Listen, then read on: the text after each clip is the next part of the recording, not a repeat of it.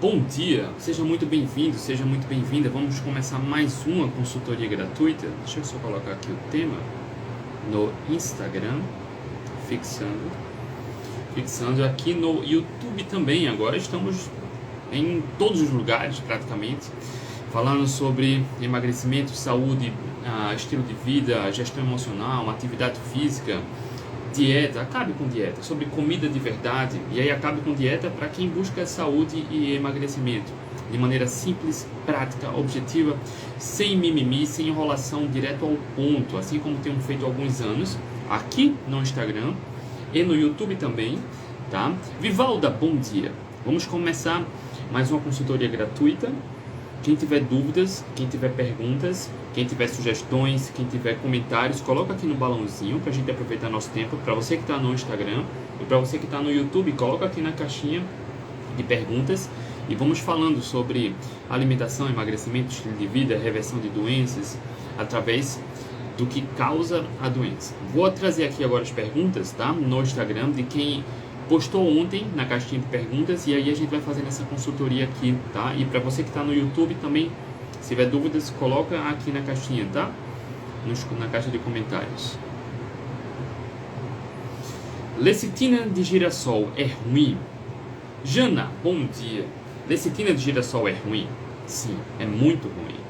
É muito ruim. A lecitina, ela é um composto que ela é rica em gorduras. Ela gosta de gordura e água. Ela tem um papel de ser emulsificante, tá? O ovo, ele tem naturalmente a lecitina, e aí a forma natural do ovo, da lecitina, é absolutamente saudável e benéfico, tá?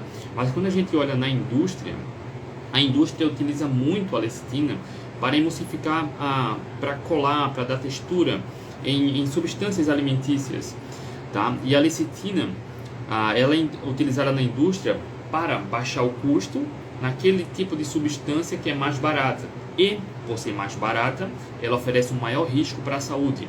A lecitina, normalmente, na indústria, ela é utilizada como a vinda da lecitina de sementes, como grãos, como soja, como girassol, tá? Então, fica aqui comigo. A lecitina, cerca de um pouco mais de 1/3 da lecitina que é utilizada na indústria, ela é baseada nos óleos da semente, ou seja, a lecitina que você vê no supermercado, no chocolate, no bolo, na substância alimentícia, ela vai ser até 35% mais ou menos o óleo. Por exemplo, lecitina de soja, vai ser óleo de soja. E a gente sabe que óleos vegetais são altamente inflamatórios. Óleos vegetais estão fortemente ligados a doenças metabólicas, diabetes, hipertensão, a inflamação de um modo geral, tá? Óleos vegetais como óleo de milho, óleo de canola, aqui com uma pergunta, óleo de girassol, óleo de soja, a margarina, que é uma gordura vegetal hidrogenada, que é um disfarce, né?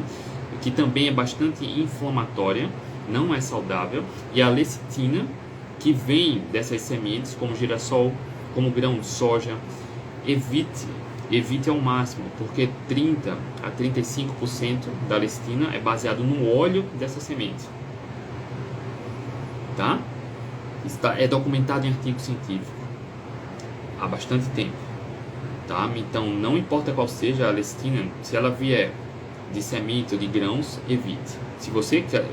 Se for prioridade para você ter saúde, tá? Evite ao máximo óleos vegetais e seus derivados, ou corte. Reduza bastante o consumo ou corte a zero, reduza a zero. Franco perguntou aqui: todos sabemos que permanecer no peso é muito difícil, mais difícil do que perder peso. Eu discordo, tá, Franco? Existe um tempo mínimo para que o indivíduo permaneça no peso para ter maiores chances de não voltar a engordar? Franco, eu não sei qual é o seu conceito de dieta.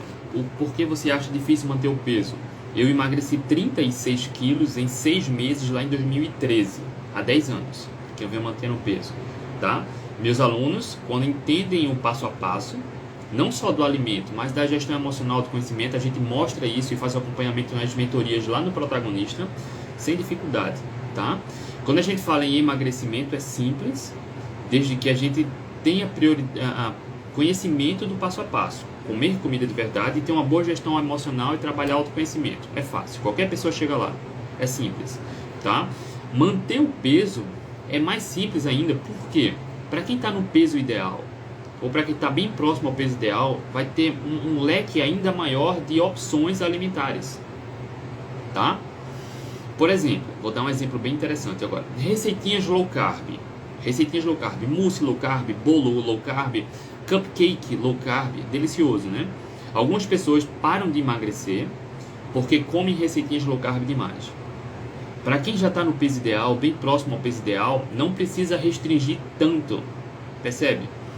Quando a gente fala em frutas, dependendo da saúde metabólica do indivíduo, banana, abacaxi, morango, as frutas mais doces, receitas com essas frutas, para quem está no peso, para quem tem doença metabólica, como diabetes, hipertensão, gordura no fígado, para quem tem ovários policísticos, para quem tem bastante sobrepeso, até essas frutas muito mais doces, é recomendado evitar ou reduzir o consumo. Para quem está no peso ideal não precisa, porque não vai engordar através das frutas. Entendendo isso, quando você chega ao peso ideal, é muito simples. É mais simples você manter o peso com comida de verdade, sem precisar comer pouco, do que a emagrecer. O processo de emagrecimento é simples, mas manter o peso é mais simples ainda, tá? Porque não precisa restringir tanto. O manter o peso vai ser difícil, fica aqui comigo. Manter o peso é difícil para quem faz dieta. Dieta equilibrada, que come de tudo um pouco. Porque comer de tudo um pouco implica dizer que você come alimento e substância alimentícia. A substância alimentícia, ela influencia nos pensamentos em comida, influencia na saciedade, é pensamento em comida e fome o tempo todo. Ela impacta na saúde metabólica, favorecendo o pré-diabetes, diabetes, hipertensão, estetose hepática. Para quem segue uma dieta equilibrada, é difícil emagrecer, e aí vive no efeito sanfona. E aí muitas vezes não tem culpa, né? Porque é uma briga interna muito grande para quem faz uma dieta equilibrada, porque só pensa em comida e sente fome o tempo todo. Porque faz uma dieta equilibrada, come alimento e substância alimentícia. A substância alimentícia é que é 99% do problema, tá? Muito improvável, quase nula a possibilidade de alguém engordar comendo comida de verdade, tá? É difícil, é difícil. Então é muito mais simples manter o peso do que emagrecer. Apesar de que emagrecer é simples. O desafio maior no processo de emagrecimento é trabalhar gestão emocional e autoconhecimento. Porque nenhum aluno meu, quem tiver aí e quiser falar, nenhum deles, eu nunca pedi para reduzir o consumo de calorias. Nunca. Nem contar. Eu recomendo que todo mundo tenha uma noção do quanto come, mas nunca contar calorias, nem reduzir. Alunos meus, você já deve ter visto depoimentos, saíram da obesidade, acabaram com a dificuldade de controlar o peso. Tem alunos que fizeram bariátrica e, assim como 70% das pessoas que fazem bariátrica voltam a ganhar peso, porque não é sobre quantidade, é sobre qualidade. Lá no protagonista, voltaram a emagrecer sem precisar comer pouco nem passar fome. Mas é preciso trabalhar uma tríade no processo de emagrecimento, tá? É preciso trabalhar uma tríade. É preciso trabalhar qualidade da alimentação, autoconhecimento e gestão emocional. Autoconhecimento e gestão emocional, porque a má alimentação influencia na ansiedade, piora. A má alimentação piora a compulsão. A má alimentação piora pensamentos em comida. A má alimentação tem um papel entranhado na nossa gestão emocional, tá? E aí o Franco está perguntando como melhorar a gestão emocional. É um tema longo, é preciso trabalhar vários aspectos da questão emocional. Precisa entender gatilhos, é preciso entender como o nosso sistema nervoso registra as emoções e as memórias, porque existem as questões sensoriais também, tá, Franco? Acontece alguma coisa na nossa vida, no nosso trabalho, enfim, a gente se sente frustrado, com medo, inseguro, algum sentimento negativo, e aí vem uma vontade de comer. É preciso entender por que isso acontece, para remodelar isso. Nos meus programas eu tenho uma aula explicando, eu já fiz algumas aulas aqui sobre isso também de forma gratuita. Tem um curso meu, um programa que é blindagem emocional no emagrecimento. Blindagem emocional no emagrecimento. Olha, a gente ensina o passo a passo para isso. São várias aulas, tá? Então é preciso entender o que é que acontece. Em linhas gerais, tá, Franco? Para você não ficar sem respostas, mas seria horas de conteúdo aqui para ter uma boa gestão emocional. Mas em linhas gerais, quando a gente tem uma vontade muito grande de comer, uma vontade muito grande e incontrolável de comer, Pare e perceba. Algo aconteceu. Algo aconteceu. Um gatilho aconteceu. Um gatilho é algum estímulo que acontece. Pode ser algo que você ouviu, pode ser algo que você viu, pode ser algo que você sentiu. Por exemplo, todo mundo já passou por a experiência, né, de sentir o cheiro de um alimento numa coisa bem aleatória e você naturalmente já foi remetido a um momento no passado que, caramba, lembrei agora de quando a minha avó fazia tal alimento. Meu pai fazia. Estímulos sensoriais, olfato, paladar, audição. Então algo acontece que nosso sistema nervoso vai trazendo memórias, e as memórias elas trazem consigo as emoções. Então, por exemplo, pessoas que trabalham num local que não estão felizes, sentimentos negativos, infelicidade, tristeza, insegurança, naturalmente faz com que você busque um conforto na alimentação. É um ponto de fuga. A gente tem vários pontos de fuga, tá? Um deles é a alimentação. E aí nós ensinamos o nosso corpo a reagir de acordo com cada sentimento. E é preciso entender isso. Para quem sente ansiedade, insegurança, medo, frustração, arrependimento, rancor, mágoa, geralmente esses sentimentos, eles despertam algum comportamento. A gente ensina isso a nosso corpo ao longo da nossa história de vida, tá? E aí é preciso entender o que aconteceu, o que você sentiu e que vontade você teve de comer. E aí geralmente comer é uma busca do conforto. Porque para quem vai comer um bolo, um pão, um salgado e fica dizendo, eu mereço, eu estou muito estressado, eu mereço comer. Mereço. Porque você só está se inflamando. Esse tipo de alimento, quando você for à dieta, vai dar mais fome, vai piorar a ansiedade, o sentimento negativo volta mais forte depois e você entra num ciclo vicioso porque acaba se arrependendo e, entendeu? Vira um ciclo vicioso. E o que fazer? É preciso entender todo o contexto, tá? Por isso que em 1 minuto, 2 minutos aqui não dá pra a gente explicar o que fazer de imediato, mas é preciso entender o contexto, o que aconteceu, o que é que está te incomodando, porque é preciso tratar o problema lá na raiz. Tá? Pode ser alguma questão de relacionamento, você precisa resolver. Não adianta empurrar a sujeira para baixo do tapete, porque se é algum ruído no relacionamento, algo que precisa ser resolvido, se você não resolve, vai continuar aquele sentimento de angústia, de frustração, não sei qual é. E aí a vontade vai continuar existindo. Não adianta empurrar a sujeira para baixo do tapete. Não adianta. A gente precisa entender. Franco perguntou, onde acho esse curso, protagonista? Tá na minha bio aqui no Instagram, tá? Tá na minha bio. Vai lá no Instagram, toca na minha bio, onde tem as minhas informações, enfim, meu feed. Lá tem um link, lá tem alguns cursos, tá? O protagonista é o mais completo, tá? E a gente dá as mentorias toda terça-feira.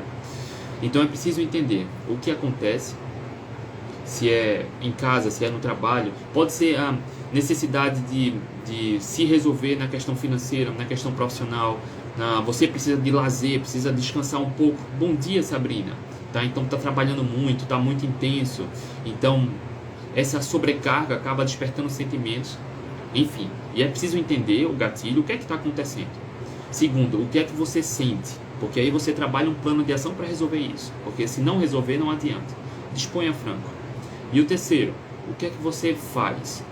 André, sempre que eu estou no trabalho, eu estou infeliz no trabalho e eu sempre saio para comer. Faço um lanche que inconscientemente você está buscando um conforto, porque o ambiente do trabalho não está te deixando feliz. Logo, não é a comida que vai resolver. Você tem que resolver o problema lá no trabalho. Não sei qual é o problema, mudar de trabalho, mudar de cargo, mudar de atividade, mudar de horário, entende? Você precisa entender o que é que está acontecendo, traça um plano de ação para resolver e remodela isso, tá? Em vez de buscar o conforto na alimentação, por conta do trabalho que não está satisfeito, remodela isso, procura outro ponto de prazer, não precisa ser comida.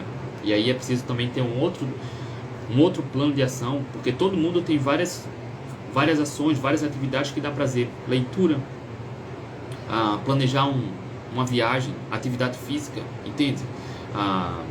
Abraçar alguém que você ama de fato, sabe? Enfim, contemplar a natureza, ouvir música. A gente tem diversas ferramentas que nos dão conforto, que nos dão prazer. E aí entenda, passei uns 3, 5 minutos aqui falando sobre a questão emocional. Quando a gente fala que o processo de emagrecimento é simples do ponto de vista prático, porque ninguém precisa comer pouco, contar calorias, nem se exercitar para emagrecer. Eu não recomendo que ninguém faça isso. Mas o desafio maior vai estar nisso, nessa gestão emocional e trabalho de autoconhecimento. Esse é o desafio maior, tá? Mas ninguém deve comer pouco para passar fome. Uma vez que está no peso ideal ou emagreceu, manter é bem mais simples, né? Porque o acervo de opções alimentares aumenta muito para manter o peso. Vamos passando para a próxima aqui. Jana, 10. Moraes. Fiz jejum por 48 horas. Estava super bem, mas a cabeça não ajudou nas últimas horas. Lembrança da comida. Gestão emocional e planejamento, tá? No entanto, se você planejou 48 horas e cumpriu, comemora, tá? Comemora. Parabéns. Parabéns. Vamos passando aqui. Comecei a fazer a dieta cetogênica, quanto tempo o organismo se adapta? Olha só, como essa pergunta ela é sensível. Parece, pela pergunta, ó, comecei a fazer cetogênica, quanto tempo o organismo se adapta? Parece que a cetogênica não é natural para o corpo. Então, quanto tempo o corpo se adapta a essa cetogênica? A espécie humana sempre fez cetogênica, é natural para nós. Quando você tem uma dieta equilibrada, no qual você come substâncias inflamatórias, substâncias com adição de química o tempo todo, que é uma dieta equilibrada. Uma dieta equilibrada nada mais é que você come alimento e substância alimentícia. A substância alimentícia não é natural para a espécie humana, no qual vai ter farinha, glúten em excesso, açúcar em excesso, óleos vegetais em excesso, tá? E outros aditivos químicos. Isso não é natural, isso intoxica nosso corpo. Tá? Isso influencia na questão hormonal, metabólica, aumentos, desejos em comida, aumento de fome, questão comportamental, piora da ansiedade, piora da compulsão, inflamação. Isso não é natural. Entende? Não é natural. O que é natural para a espécie humana é comer comida de verdade. Na comida de verdade, no espectro de comida de verdade, vai ter uma abordagem cetogênica, que a espécie humana fez a maior parte do tempo, nos milhões de anos da nossa história evolutiva, e uma abordagem com mais carboidratos, como uma abordagem paleolítica. Alguns povos, caçadores-coletores, no qual nós temos a mesma genética, também comeram mais carboidratos, de batatas, de raízes, tá? Então a pergunta ela é muito sensível, né? Comecei a fazer cetogênica, quanto tempo o organismo se adapta? Na verdade, uma dieta equilibrada que você inclui o consumo regular de substâncias processadas e ultraprocessadas que inflamam o corpo, quanto tempo nosso organismo desintoxica para a comida de verdade como a cetogênica? Percebe que o raciocínio é o inverso, tá? Porque a gente nasce de fábrica plenamente adaptado, a gente vem de fábrica, né? A gente nasce plenamente adaptado à comida de verdade, a comer pouco carboidrato. Não é à toa que o carboidrato sempre foi escasso ao longo da nossa história evolutiva. Ninguém precisa comer carboidrato, mas a espécie humana sempre comeu pouco, mas comeu. Entenda, a pergunta é o contrário, tá? E aí, uma vez que você está com deficiência metabólica, tá? Não está adaptado à comida de verdade, e aí eu chamo de readaptação. Quanto tempo leva para a gente se readaptar à comida de verdade? Cada indivíduo vai ter o seu tempo, tá? A gente vê na literatura período médio de 3 a 6 semanas. 3 a 6 semanas, tá? É o período médio para deixar as dependências do carboidrato, principalmente atletas, praticantes de atividade física. É isso. A questão comportamental, a questão social, ela vai ser muito forte nesse quesito, tá? Porque a gente sempre procura desculpa, né, para não continuar. Porque meu marido, porque minha esposa. Cara, quando eu comecei a comer comida de verdade baixa em carboidratos, eu comecei lá em 2013, quando eu estava obeso. Quando eu estava pesando 109 quilos, quase 110. Quase eu não consigo comprar roupas para a festa de final de ano. Isso me machucava muito, doía. Cara, e eu estava obeso por conta dos alimentos que eu escolhia comer. Tá? A gente engorda por conta da escolha alimentar, por conta de uma dieta equilibrada que acaba sendo desequilibrada. Porque desequilibrada por pior, né? Porque cada vez que você come mais processados e ultraprocessados, mais você quer daquilo. Quando você não tem uma boa gestão emocional, piora ainda mais. Então, quando eu comecei, cara, eu comecei dizendo para minha esposa, 15 de janeiro, Cíntia, é hoje. Ela falou, hoje o quê? É hoje que eu vou mudar. E desde 15 de janeiro de 2013, há mais de 10 anos, eu não tomo refrigerante, não como pão, nem como macarrão. São 3 coisas que eu adoro. Mas há mais de 10 anos que eu não tenho nenhuma única exceção com isso. Sem pão, sem refrigerante, sem macarrão. Porque eu não preciso esperar que a minha esposa coma a mesma coisa que eu.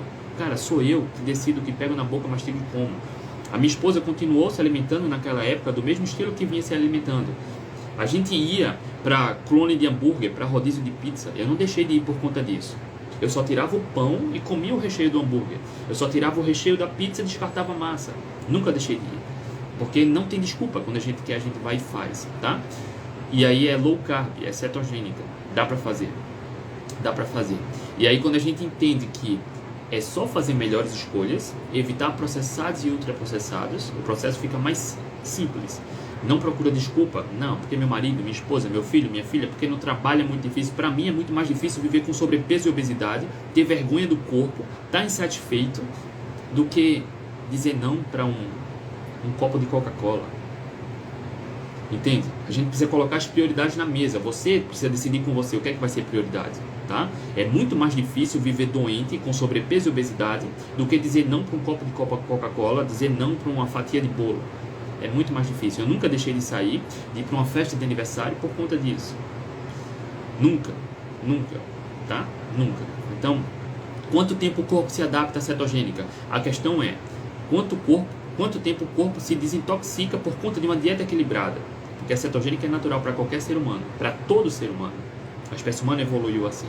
E aí o período de readaptação vai ser em média de 3 a 6 semanas, tá? Se você não se exercita regularmente, se você não tem objetivos ousados no esporte, vai ser bem menos. Bem menos.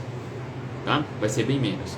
E aí você pode passar pela gripe low carb, que é quando você limpa a alimentação, evita processados e ultraprocessados, as bruxarias de uma dieta equilibrada. Uma dieta equilibrada com bruxarias como essa, que você come de tudo um pouco, retém muito líquido. Quando você limpa a alimentação, esse excesso de líquido retido sai. Comer comida de verdade é naturalmente diurético. Com esse excesso de líquido retido também sai sais minerais. Sais minerais. E aí pode aparecer sintomas como dor de cabeça, tontura, enjoo, mal-estar. Não é pela ausência do trigo, da farinha e do óleo vegetal e da margarina. É justamente por conta dessa má alimentação que houve uma grande retenção de líquido. Com retenção de líquido também tem retenção de sais. Não é à toa que as pessoas têm hipertensão. E elas tratam totalmente a hipertensão limpando a alimentação. E aí quando você limpa a alimentação, o excesso de líquido retido sai. Também sai sais minerais. E algumas pessoas podem experimentar tontura, enjoo, mal-estar, náuseas. E aí é só beber mais água com sal. Só isso. Passa fácil. Passa rápido. Tá? Com 2, 3 dias os sintomas somem. Algumas pessoas vão ter esses sintomas por mais dias, tá? Mas 2, 3 dias no máximo. A maioria das pessoas resolve isso, tá? Passando aqui a pergunta.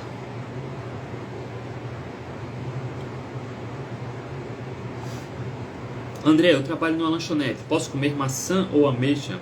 Porque lá só tem bruxaria. Trabalho de noite. Olha só. Trabalho numa lanchonete. Cara, queria muitas pessoas ter a oportunidade que você tem de trabalhar na lanchonete, porque dá pra comer. Presumo eu que você tenha várias opções de salada também dentro do pão, do hambúrguer. Então dá pra incluir hambúrguer, tomate, cebola, queijo, presunto e tira o pão. Ponto. Não precisa ser maçã ou ameixa, tá? Poder pode. A questão é, vai ajudar? Porque uma fruta como essa, como lanche, não vai ajudar no processo de emagrecimento, porque vai dar mais fome. Basta comer uma fruta, qualquer ela que seja, para aumentar o apetite. Talvez você já tenha experimentado isso. Eu tô com fome, não vou almoçar agora, eu vou comer uma maçã só para enrolar aqui. Cara, não enrola. A fome parece que volta mais forte depois. Tá? Então, opções você tem. Se trabalha na lanchonete, opções tem, tá? E seleção. A ameixa tem bem pouco carboidrato. A maçã tem um pouco mais, mas é plenamente possível incorporar no estilo de vida low carb também para quem quer emagrecer. Eu acho mais inteligente, grande Fábio, bom dia. Eu acho mais inteligente consumir frutas como sobremesa. Mais inteligente, porque como lanche eu não vejo eficácia, tá? Eu não vejo que ajuda como lanche, porque o objetivo do lanche, em linhas gerais, é acabar um pouco com a fome, né? Não é alimentar uma compulsão, uma ansiedade. Eu quero mastigar, vou comer alguma... Não. Isso só desencadeia questões comportamentais também, tá?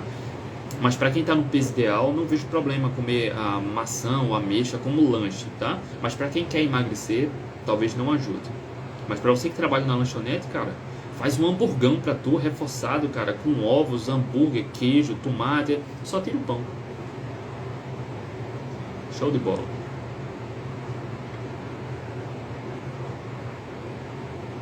Água com limão quebra o jejum? Mais uma pergunta, se quebra ou não quebra o jejum. As pessoas não se preocupam com o que quebra ou não quebra a saúde, né? O que tem calorias, quebra o jejum. Limão tem calorias. Logo, conta aí vocês. Quebra o jejum. Fiz a pergunta e não vi se respondeu. Isso aí foi uma pessoa que fez a pergunta ontem. Eu não vi que pergunta foi essa. Mandei no direct e ela disse que era sobre... Ela já correu meia maratona, quer correr uma maratona e quer saber se precisa suplementar para treinar para a primeira maratona. Eita, eu fiz alguma coisa aqui. Eita, eu acho que a live aqui saiu, cara. Não, tô de volta. Ela quer correr a primeira maratona e quer saber se precisa suplementar algo. A maioria das pessoas não precisa, tá? De novo, as maratonas aqui que eu corri abaixo de 3 horas, aqui ó, no YouTube, aqui, foi sem gel de carboidrato, sem suplementar nada. Aqui os 100 km, que eu venci 2 vezes, os 100 km do frio, que eu bati o recorde da prova, também sem suplementar nada, só com comida de verdade, tá?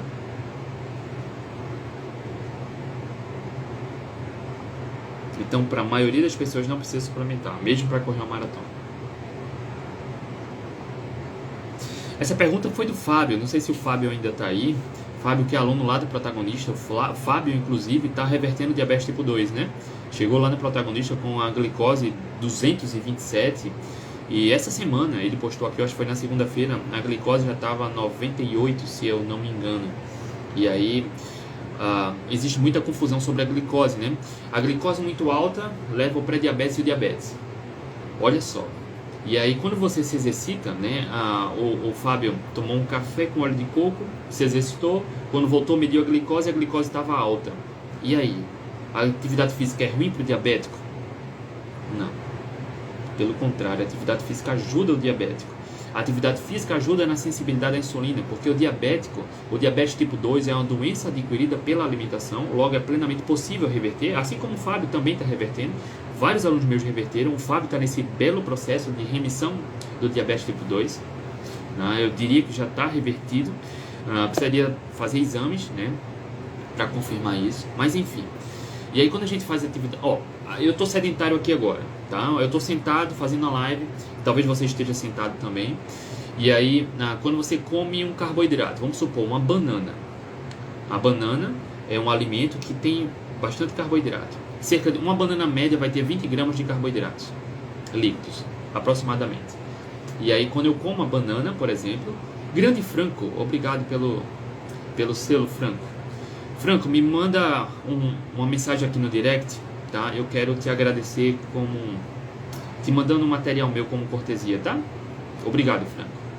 Então, se eu comer uma banana agora, a glicose vai aumentar, a insulina vai aumentar para tirar esse excesso de glicose para trabalhar com ela, colocar dentro da célula, converter como gordura, enfim, enviar para energia. Quando eu estou em atividade física, e aí basta estudar um pouco sobre fisiologia do exercício, tem um livrão aqui, depois eu posso indicar para vocês, tá? Durante o exercício físico, o corpo aumenta naturalmente a glicose.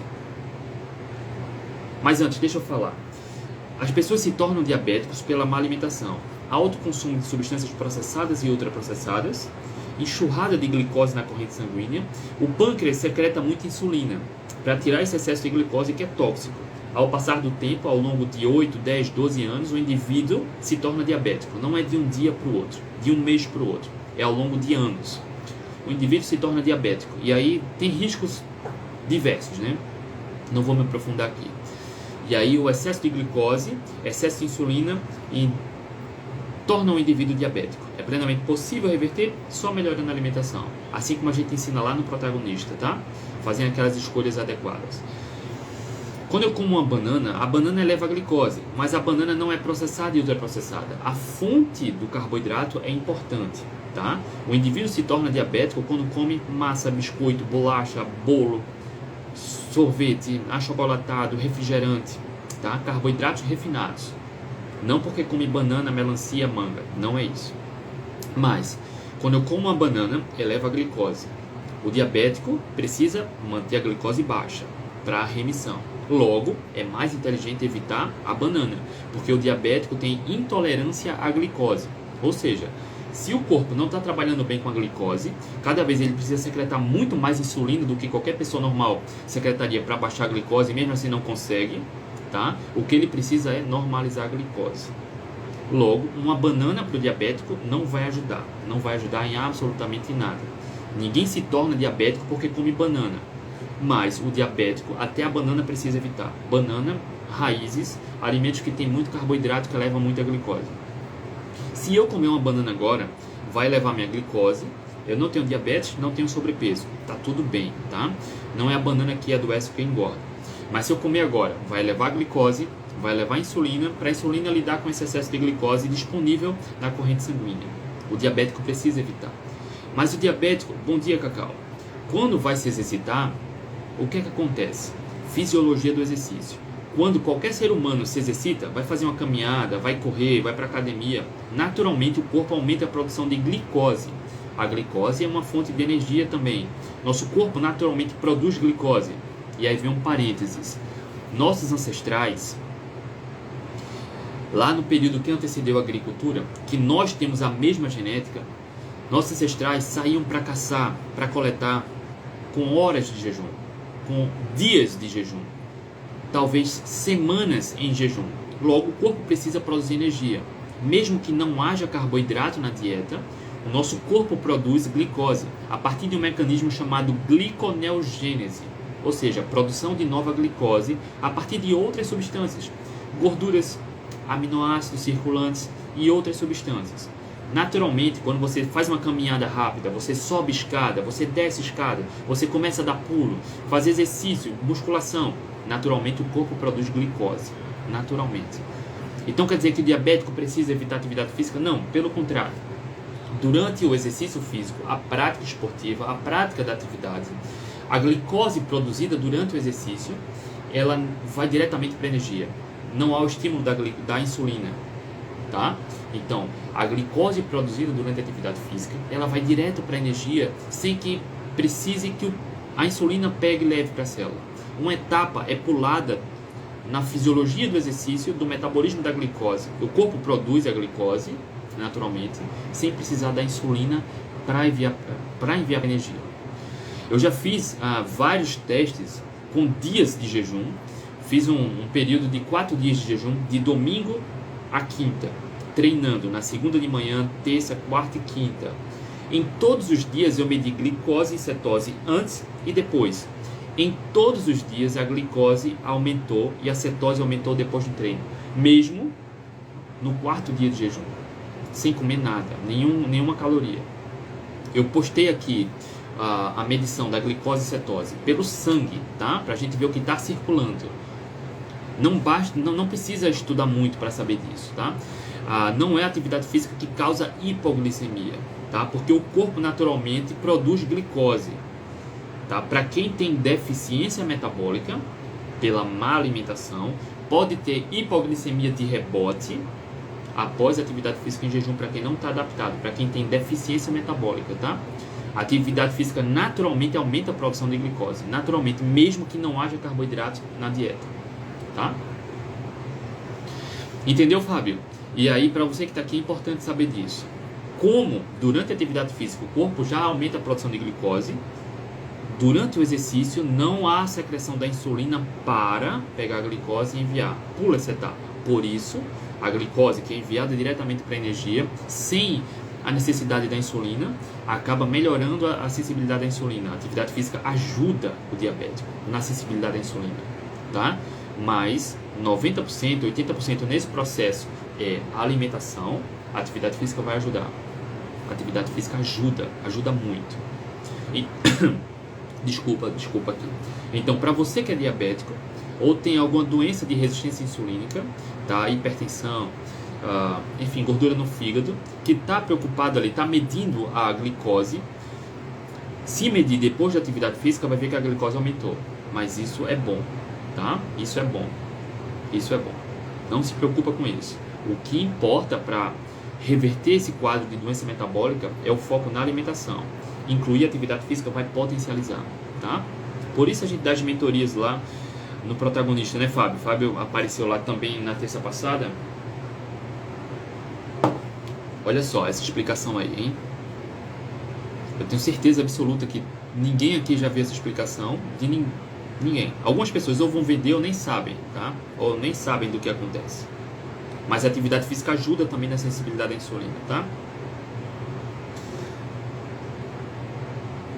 Banana tem muito carboidrato? Quanto pode comer durante o dia? Olha só, falei da banana por coincidência aqui também, né? Uma banana média vai ter cerca de 20 gramas de carboidratos líquidos. Uma banana média vai ter cerca de 20 gramas de carboidratos líquidos. E aí, André, posso comer quantos por dia? Valdelene, bom dia.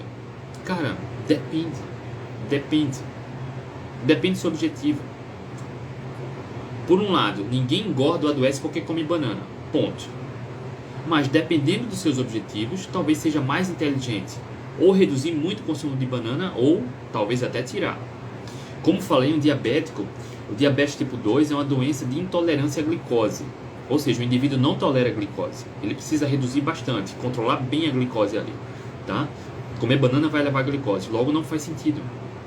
Para quem tem sobrepeso ou obesidade, mas não tem doença metabólica como hipertensão ou diabetes ou gordura no fígado. Gordura no fígado é outra doença metabólica diretamente ligada à alimentação, que tem estudos mostrando que quem tem esteatose hepática não alcoólica também deve limitar o consumo de frutas. Comer 4 porções ou mais oferece riscos, tá? Porque a esteatose hepática não alcoólica não é sobre a gordura da alimentação, é sobre principalmente a frutose, tá? Principalmente a frutose. Então, uma banana, entenda que uma banana média vai ter cerca de 20 gramas de carboidratos líquidos. O quanto consumir vai depender dos seus objetivos, da sua saúde, tá? Para quem está no peso ideal, para quem se exercita regularmente, eu não vejo razão para estar limitando o consumo de banana. Para quem tem diabetes, hipertensão, ovários policísticos, tá? Esteatose hepática não alcoólica, talvez fique longe, é melhor ficar longe da banana, tá? Talvez seja mais inteligente ficar longe da banana. Para quem só tem um leve sobrepeso, quer emagrecer, não vejo tanta razão para estar limitando o consumo de banana. Depende, tá? Depende. Em linhas gerais, ninguém engorda ou adoece porque come banana, tá? Mas se vai consumir ou não e a quantidade vai depender dos objetivos. Não tem como a gente passar uma recomendação aqui geral, tá? Se tivesse na mentoria do protagonista ficaria mais fácil, porque vai depender do contexto. Como uma banana, por exemplo, tem cerca de 20 gramas de carboidratos líquidos, dá para incluir inclusive na cetogênica, tá? Porque eu já vi alguns perfis que se vendem como low carb dizer que não coma banana na cetogênica. Cara, não tem alimento cetogênico, alimento low carb, não. Cetogênica e low carb são comida de verdade. Para entrar no estado metabólico de cetose, é preciso limitar o consumo de carboidratos para 20 a 30 gramas por dia. Uma banana vai ter 20. Logo, se em 30 gramas você entra em cetose, dá para comer uma banana na cetogênica. Percebe? Dá para incluir. O que se evita na low carb na cetogênica é processado e ultraprocessado. O que se evita na low carb na cetogênica é aquilo que inflama, que engorda, que adoece, que piora a ansiedade, piora a compulsão. A gente coloca na base da alimentação comida de verdade, não processada. A banana não é processada. Mas algumas pessoas vão precisar reduzir ainda mais, reduzir para abaixo de 20 gramas. E aí uma banana pode atrapalhar, tá? E aí é preciso medir, autoconhecimento, um trabalho de perto, gestão emocional também, para poder lidar bem com isso, tá? Mas é plenamente possível incluir uma banana, por exemplo, na cetogênica. Mas o quanto consumir vai depender do consumo do dia, tá bom?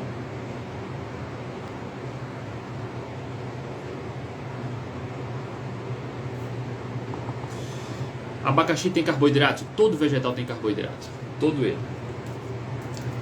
Aí vamos lá, dá para incluir na cetogênica? Dá para incluir na cetogênica. Se uma banana dá para incluir, abacaxi dá. A questão é o consumo do dia, tá? O que você comeu durante a janela de 24 horas, no dia é que vai influenciar se vai estar em cetose ou não, tá? Mas qualquer fruta dá para incluir na cetogênica. Nesse caso, o abacaxi, como não é igual a banana, normalmente se come bananas por unidade, se come.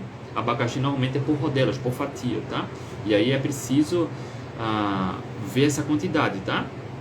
Assim como falei, tá, Angelita? Para entrar no estado metabólico de cetose, é preciso reduzir o consumo de carboidratos líquidos por dia para 20 a 30 gramas. Tá? Se uma banana inclui, abacaxi dá para incluir também. A questão é a quantidade. Se exceder 30 gramas em média de carboidratos líquidos, 35 gramas, talvez saia da cetose. E aí é preciso medir e ver a quantidade ideal do dia de carboidratos, tá?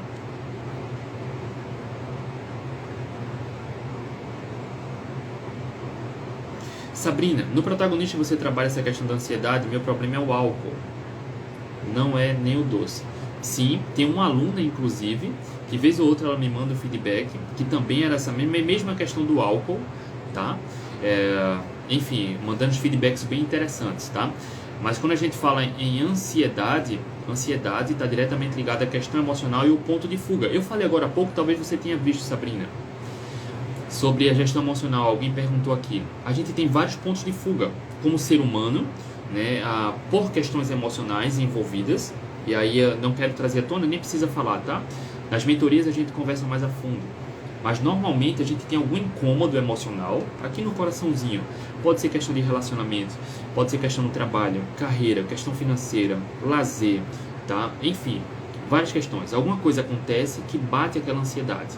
A ansiedade normalmente é um medo do futuro que a gente cria com uma hipótese, uma probabilidade de algo ruim que vai acontecer. Em 90% das vezes, 99% das vezes não vai acontecer. Mas a gente pensa nisso. E aí a gente procura pontos de fuga. Existem vários, né? Eu falei aqui, quando o rapaz perguntou sobre a gestão emocional, eu falei só da alimentação.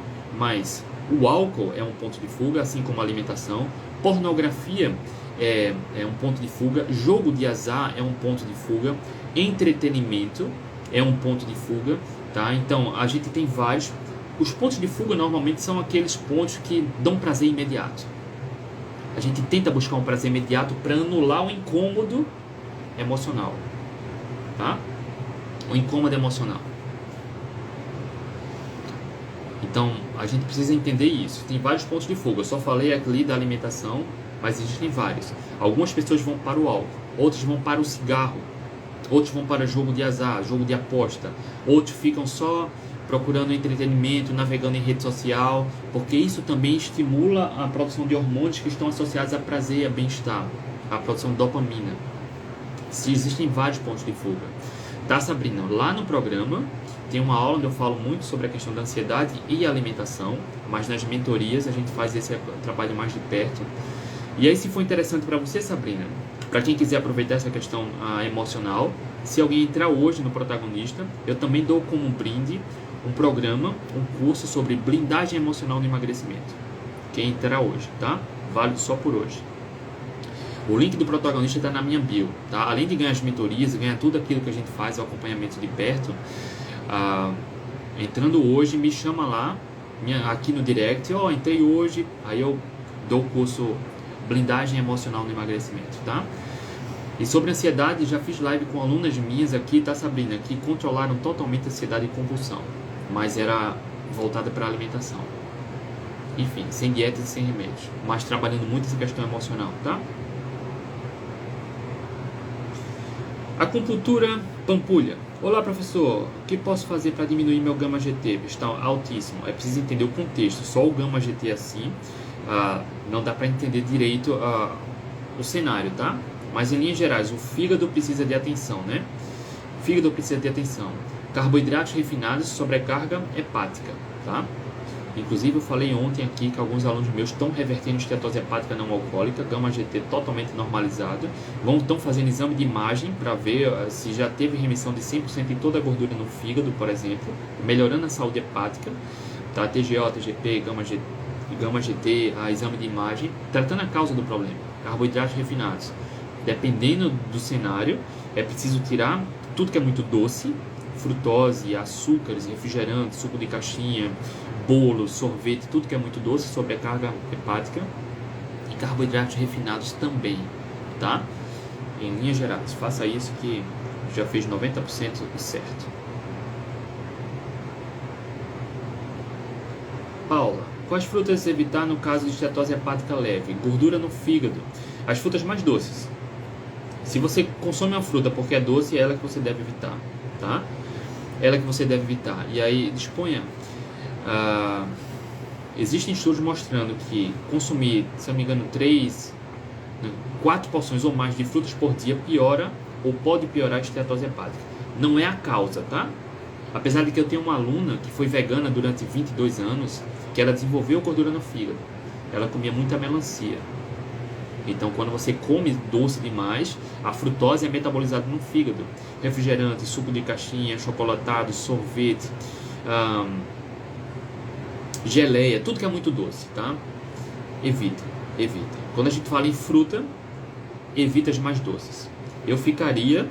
Eu me daria prioridade, tá? Se eu tivesse no seu caso, Paula, eu me colocaria como prioridade durante pelo menos 3 meses. 3 meses sem o doce. O doce causa vício, causa compulsão, piora pensamentos em comida. Nesse caso também vai influenciar na saúde hepática. Quer potencializar a saúde hepática, remissão total, foge também das frutas muito doces, tá? Coloca na base, que é fruta, tá? Fruta. Come tomate, abobrinha, abóbora, tá? Berinjela, tudo isso é fruta, tá? Tudo isso é fruta. Frutas menos doces, como morango, acerola, limão, maracujá, tudo isso é ok, tá?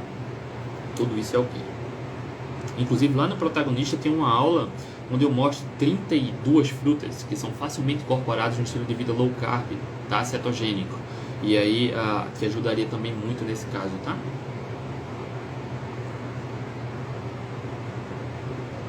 Luciano, qual a diferença da dieta low carb e cetogênica? Ambas são sobre comida de verdade. Tira processados e ultraprocessados. Coloca aquilo que é mais nutritivo para a espécie humana. Pronto, é low carb. A cetogênica vai reduzir o consumo de carboidratos. Por quê? Quando o indivíduo reduz o consumo de carboidratos para cerca de 20 a 30 gramas de carboidratos líquidos por dia, ou seja, o total de açúcar dos alimentos de comida de verdade que vai consumir vai ficar entre 20 e 30 gramas de carboidratos, o corpo entra no estado metabólico de cetose. O que acontece? Quando a gente reduz muito o consumo de carboidratos, o corpo começa a produzir energia através de corpos cetônicos, por isso dieta cetogênica. Algumas pessoas vão precisar reduzir abaixo de 20, algumas pessoas, quem se exercita muito, vai tolerar 50, 60, 80 gramas de carboidratos e ainda estando em cetose. E aí a mágica acontece, tá? A saúde metabólica, ela tende a melhorar, o corpo se torna bom, eficiente em usar a gordura corporal para energia, e aí atletas se beneficiam disso também, a inflamação diminui, a questão cognitiva melhora, a concentração, disposição, bem-estar, tá? O corpo se torna uma máquina de queimar gordura, naturalmente a composição física é acentuada, melhora também, enfim, vários outros benefícios, mas em linhas gerais. Low carb e cetogênica fazem parte do espectro de comida de verdade, mas cetogênica reduz o consumo de carboidratos líquidos por dia para 20 a 30 gramas.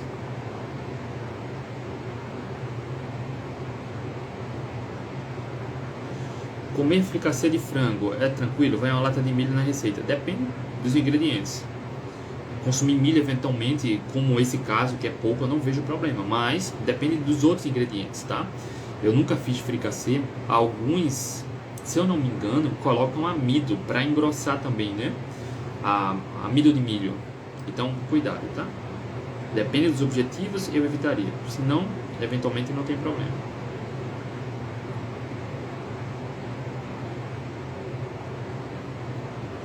André, até que ponto temos que ter medo da gordura das carnes? Temos que equilibrar esse consumo? Medo nenhum, tá? Não deve. O medo da gordura da carne deve ser zero. Zero, tá? A questão é, não precisa suplementar. Não precisa estar comendo meio quilo de bacon todos os dias. Não precisa estar comendo meio quilo de torresmo todos os dias. Não precisa enriquecer as refeições com carnes mais gordurosas, tá? A questão é essa. Mas nas refeições não tem absolutamente nenhum problema, ou ao contrário, nas refeições não há absolutamente nenhuma razão para evitar a gordura natural dos alimentos, tá, Jeff? Nenhuma, a não ser que você não goste. E aí tá tudo bem, tá? Mas comer sobrecoxa de frango, picanha, sobrecoxa de frango com a pele, picanha com a gordura, costela de boi, costela de porco, não tem absolutamente nenhum problema. Nenhum. Tá? Absolutamente nenhum.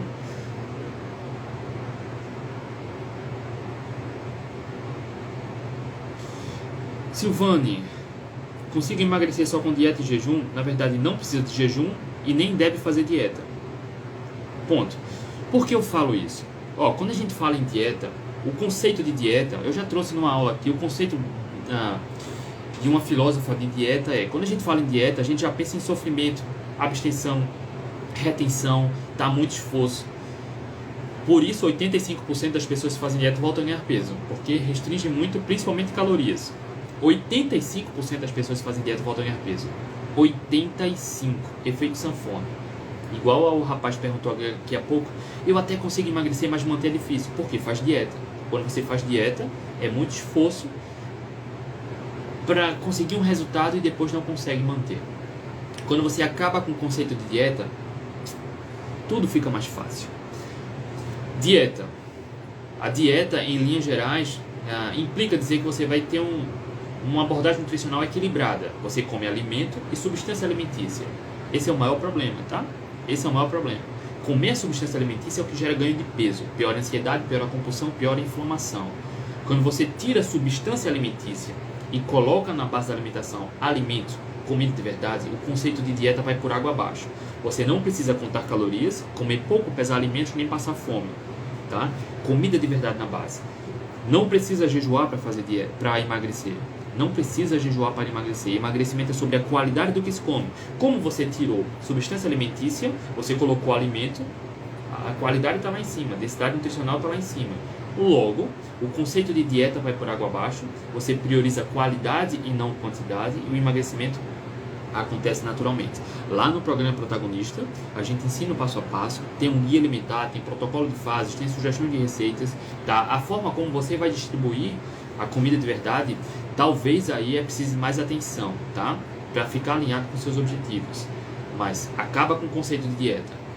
Lá nos anos, até recente, tá? Início dos anos 1900, olha só, recente. Início dos anos 1900, um ser humano fazia em média 2 refeições por dia. A minha avó brigava comigo na década de 80. Menino, não lancha agora, senão você não almoça.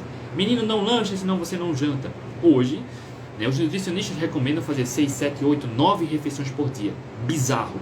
Porque quando você come uma dieta equilibrada, dá mais fome, piora a qualidade da alimentação, e aí precisa comer mais, enfim. E aí sobrepeso e obesidade.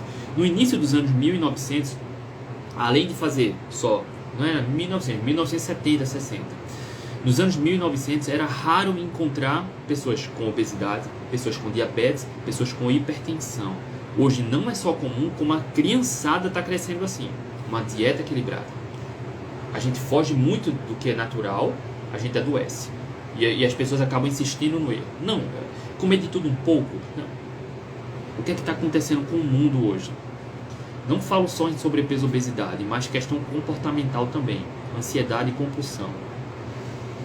Crianças fazendo birra para comer um docinho. Já vi muito. Provavelmente você já viu no shopping também. Crianças gordinhas com pirulito e... Cara, há poucas décadas era raro encontrar um adulto assim. Hoje já a população infantil está crescendo doente, gorda e doente. Dieta equilibrada. Quer acabar com a dificuldade de emagrecimento? Acaba com a dieta equilibrada. Limpa a alimentação. Coloca na base comida de verdade. E veja a mágica acontecer. Veja a mágica acontecer, tá? Ah, André, mas é muito difícil. Para mim é muito mais difícil viver doente, com sobrepeso, triste com o próprio corpo, insatisfeito, inseguro, insegura, para continuar comendo gostosinho, do que ter satisfação, autoestima, bem-estar com o próprio corpo, deixando de lado as substâncias que viciam, engordam e adoecem. Tá? Pesa, coloca na balança o que é mais difícil para você. Para mim, ter essa clareza do que é mais difícil foi o que me fez sair da obesidade. Tá, Silvane? Então, para emagrecer, não precisa nem jejuar. Quando você coloca na base da alimentação comida de verdade, o jejum vai ajudar. Mas não precisa jejuar para emagrecer. E o conceito de dieta, esquece isso. Porque não é sobre calorias nem sobre quantidade, é sobre qualidade.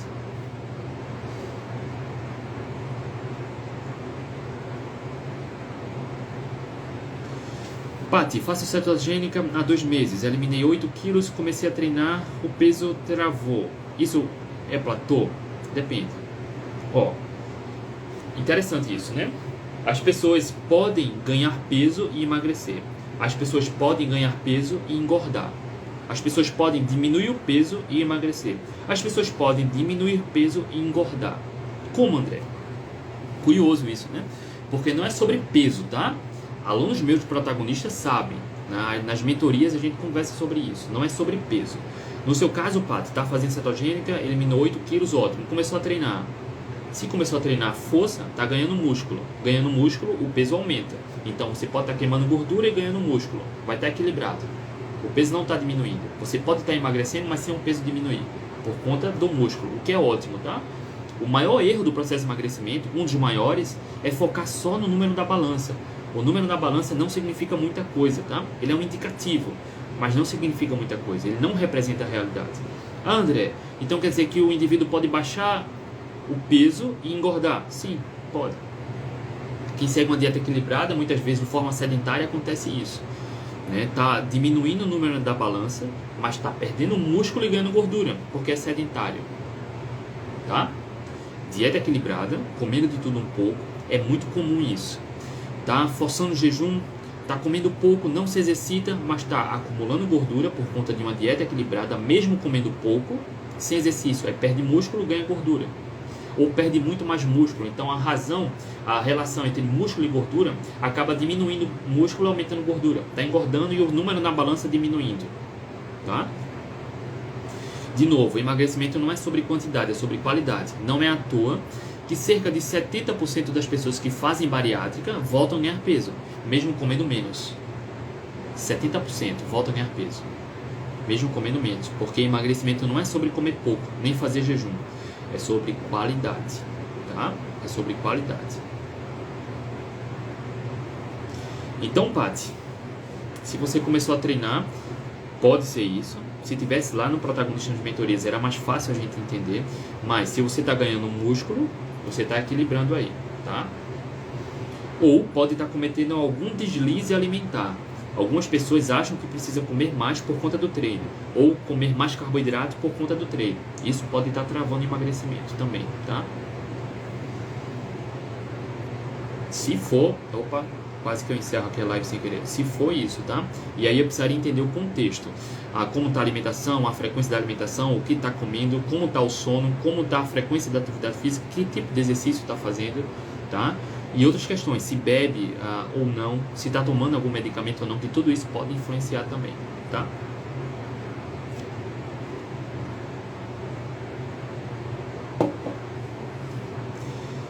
Paulo, cetogênica funciona como um tipo de tratamento para diabetes tipo 2. Na verdade, se você tem diabetes tipo 2, a cetogênica ela aumenta muito as chances de remissão total, tá? Sem precisar de dietas nem remédios. Aumenta muito as chances. Muito, tá? Porque o que causa o diabetes tipo 2 é o oposto da cetogênica. Então, se você faz o oposto do que causa o diabetes, você está tratando, tá?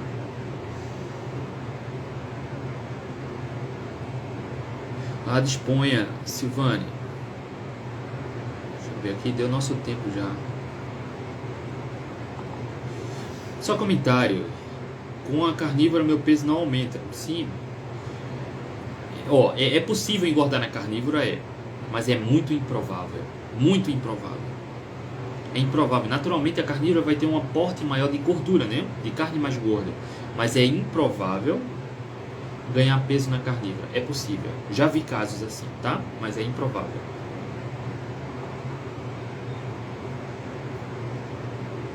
Aline Fidelis, como lidar com a questão da compulsão?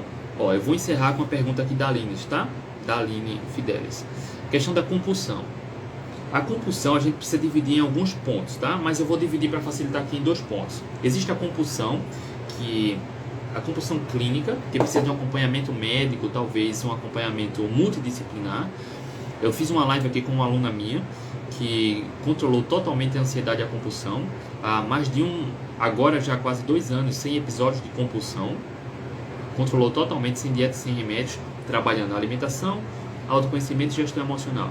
Mas é preciso entender que existe a compulsão clínica, aquela que vai precisar de um acompanhamento psiquiátrico ou com uma equipe multidisciplinar, que é a pessoa tem crises de compulsão que vai comer coisa que naturalmente não é comestível. Como que, André? Feijão cru, arroz cru, atacar comida congelada e nem descongela, vai mastigando, entende? Algo que naturalmente não seria comestível. Acabou a comida em casa, tá cheio, passando mal, mas ainda sai para comprar mais coisa. Isso é uma compulsão que precisa de um acompanhamento. Perdeu o controle na alimentação, comer as refeições, saciou, depois bota um pouco mais, isso naturalmente não é compulsão, tá? É apenas um descontrole alimentar. Lá no protagonista a gente tem atividades para trabalhar isso. Mas uma delas, se esse for o caso, de um descontrole alimentar não é compulsão, é apenas trabalhar questões do slow food. Lá tem uma aula mais tranquila sobre isso. Mas o slow food é trabalhar uma forma de comer mais lenta, apreciando. Tá? Existem algumas brincadeiras que a gente trabalha lá de apreciar sabores, texturas, condimentos, preparos diferentes, tá? Mastigar devagar, tá? E é preciso trabalhar isso. Tá? Trabalhar algumas questões mentais, algumas crenças que a gente tem, algumas afirmações, mas uma parte importante para ter um controle alimentar, saber a hora que a saciedade chegou, a hora de parar, existem essas estratégias. E aí uma forma também é, antes de concluir a refeição, deixa um pouquinho lá no prato, antes de concluir, e dá um tempo, 5 minutos, 7 minutos, sai da mesa. Sabe, vai na varanda, vai no quarto, vai na cozinha, vai no banheiro, dá um tempo, depois volta, bebe uma água e volta. E aí pensa, cara, eu terminaria aqui? Se terminaria, você já viu como sacia, a quantidade mais ou menos, como você se sente, como seu corpo se sente na saciedade. Você conclui o prato e pronto, e repete isso, e repete, e repete, e repete, tá? E repete, até ter o hábito. Tudo é questão de hábito. Absolutamente tudo é hábito. O processo de emagrecimento é muito simples, mas é questão de hábito. Tá? Aline, eu não sei que tipo de compulsão você se refere, o que é que está te incomodando agora, nem se é com você. Mas o descontrole alimentar não é tido como compulsão. Dá para trabalhar facilmente. Sim, e as escolhas alimentares também, tá? Todo mundo tem aqueles alimentos, ou quase todo mundo, que vão aguçar um comportamento indesejado. Vai despertar a vontade de comer mais e mais e mais e mais. Tá? Então, comer um quadradinho de chocolate. Você quer comer só um, mas acaba comendo 2 barras completas. Você quer dar só uma colherada no sorvete, acaba comendo o pote todo. Tá? Então, entender esses gatilhos, os alimentos que despertam esses gatilhos, é fundamental. Não tenha nada em casa que vá despertar esse comportamento, porque não faz sentido. É igual um alcoólatra. Cara, eu estou acabando com minha vida, eu sou alcoólatra, eu vou deixar só meia garrafa de cachaça para quando der muita vontade, cara, vai dar vontade. Você vai se sabotar. Para quem tem esse descontrole alimentar, não tenha nada em casa que vá aguçar esse comportamento que só te leva para o fundo do poço. Tá? Você tem que fazer o contrário. Definir os hábitos adequados, assim como a gente ensina aqui diariamente, assim como a gente aprofunda nas mentorias, e cultivar os hábitos dia após dia. Dia após dia, é um dia após o outro. É simples, né, do ponto de vista prático, mas é desafiador, exige esforço. Um termo que eu emprego muito nas mentorias é esforço. Ninguém tem resultado sem esforço. Muito esforço. Quer emagrecer? Esforço. É só cultivar bons hábitos. Não tem truque, não tem atalho. Não é à toa, de novo, que 70% das pessoas que fazem bariátrica voltam a ganhar peso. Porque boa parte dessas pessoas quer continuar comendo a mesma coisa. É preciso esforço para mudar hábito. E aí quando você muda hábito, resolve o problema. Mudar hábito exige mais esforço. E aí existem estratégias e ações para isso. Tá bom, Aline? Aqui, só nesses outros minutos, já pontuei umas 2 ou 3 estratégias que você pode aplicar já, se for com você, a fazer já, para começar a controlar esses episódios de compulsão. Desde que não seja a compulsão clínica, tá? A alimentação influencia também, tá? Quando você come, a qualidade da alimentação. Vários estudos mostram, lá no protagonista tem uma aula onde eu mostro, vários estudos mostram que a qualidade da alimentação piora transtornos comportamentais como ansiedade e compulsão. A escolha alimentar vai piorar. Então, se você tem compulsão, se arrepende quase toda vez que faz uma refeição, E depois toma refrigerante, come bolo, bolacha, biscoito, volta pior, a compulsão volta pior. Tá tudo diretamente ligado à questão emocional, tá? Está diretamente ligado à questão emocional. Mas quando você faz uma escolha, não tem uma boa gestão emocional, como eu falei aqui, não cultiva bons hábitos e ainda faz escolhas pobres nutricionalmente falando, vai piorar. Todos os episódios vão piorar, todos, tá? A escolha alimentar faz muita diferença. Alimentos ricos em açúcares ou açúcares e gorduras, tá? Mas quando eu falo gordura, é gordura vegetal, não é a gordura da carne, tá? É a gordura, por exemplo, chocolate. Chocolate é uma pasta de açúcar com gordura vegetal. Sorvete é uma pasta, um creme de açúcar com gordura vegetal. Isso piora a ansiedade e compulsão. Não é a gordura da carne, tá? Não é a gordura da carne. Não é o abacate, por exemplo. Não é o azeite, tá? Mas é o óleo vegetal, a margarina junto com açúcar. Onde a gente encontra isso? Processados e ultraprocessados, tá? Deixa eu ver aqui. A gente encerra.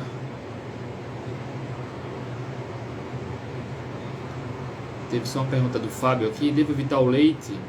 Eu que estou saindo da diabetes, não vejo problema. O consumo pequeno, eventual, do leite, não vejo problema, tá, Fábio?